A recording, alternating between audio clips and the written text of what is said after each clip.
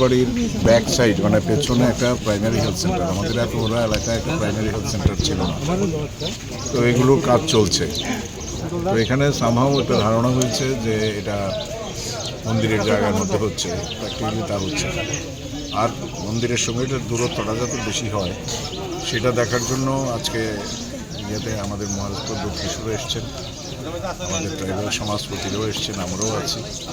তো আমরা এখন যে প্ল্যানটা আছে এটাকে আমরা জাস্ট মডিফাই করে ফ্রন্টের দিকে আমরা নিয়ে যাব। আর এখানে আলাদা কোনো ড্রেনও হবে না, অন্য কিছু হবে না, এগুলো সব সামনের দিকে ফেস করে হবে।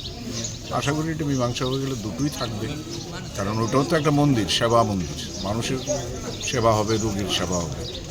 আর এটাও যেহেতু ধর্মীয় মন্দির, সেটাও ঠিক থাকবে, সেটার পবিত্রতাও যাতে ঠিক থাকে এটা দেখতে হবে। তো দুটোর মধ্যে যাতে কোনো সংঘাত না থাকে সেটার জন্য আমরা বসেছিলাম।